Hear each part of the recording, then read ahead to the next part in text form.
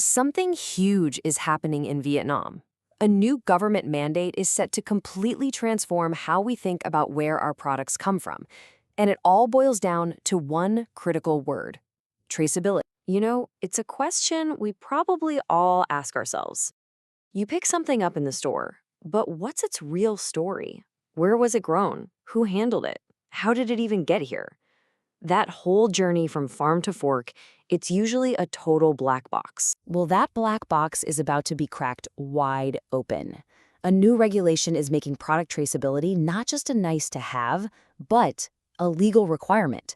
For consumers, for producers, and for anyone exporting from Vietnam, this is a massive shift. So, to get our heads around this, here's our plan. We'll kick off with the mandate itself. Then we'll dive into why this matters so much, how the system will actually work, what tools businesses will use, who's responsible for all this, and finally, what happens next. Okay, let's start with the law itself. This isn't just a suggestion. It's a formal piece of legislation called Circular 02. It was issued by Vietnam's Ministry of Science and Technology, and believe me, it sets up a whole new legal playground. So what does all that official language mean?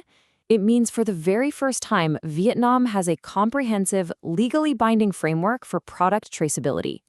It lays out the official rules of the road for how every single product's journey has to be tracked, recorded, and verified from beginning to end. But why now? Why is this such a big deal? Well, this isn't just some local initiative. What's happening here is Vietnam is aligning itself with the global standard for safety and quality. And right at the heart of that standard is this idea of traceability. So let's be super clear on what we mean by traceability. The official definition, which lines up perfectly with the international ISO standard, is the ability to follow a product's entire story. We're talking its history, how it was used, where it went, and when, through every single stage. The whole system is built on a principle that is so simple but incredibly powerful. One step back, one step forward. It just means that every business in the supply chain needs to know exactly where their stuff came from and exactly where it's going next. That's it. But that simple rule creates an unbreakable chain of information. So, how does this actually work in the real world? The new circular builds the entire thing on 3 core pillars. You've got the system, the data, and the portal that connects everything. The first pillar is the traceability system itself. Article 3 of the circular defines this as the whole process of identifying a product and then collecting and storing data about it at every stop. The end goal is simple: manage quality and guarantee safety. Pillar number 2 is the language of the system: trace codes. Every single product and every single location, like a farm, a factory, or a warehouse, gets its own unique code. Think of it like a digital passport for the item and a unique address for every stop it makes. And the third pillar is what ties it all together: the National Traceability Portal.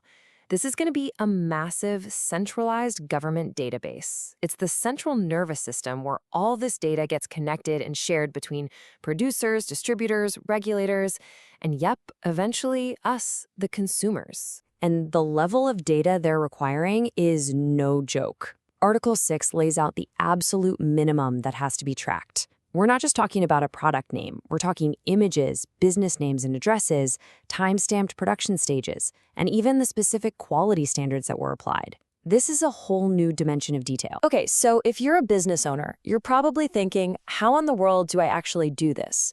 Well, the government has provided a toolkit, and it's built on 2 national standards. The easiest way to think about them is as the system's language and the vehicles that carry that language. It breaks down just like this. One standard, TCVN 1327-4, defines the language, that's the rules, for how the unique codes are structured. The other one, TCVN 1325, defines the vehicles, things like the barcodes and QR codes that physically hold that language. You need both for it to work. And these vehicles are going to look pretty familiar.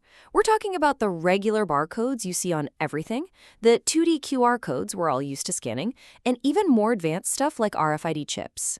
These are the physical tags that will carry all that precious traceability data. Now, this is a massive undertaking, right? So who's actually responsible for making it all happen? The circular is pretty clear. It creates a shared ecosystem of responsibility between businesses and the government. According to Article 10, businesses are on the front line. They have to comply with everything in the circular. They have to publicly state that their system meets the standards. And, this is a big one, they are legally on the hook for the accuracy of their data. Oh, and they have to be ready for inspections at any time. But the government has a huge role to play too. It's split up.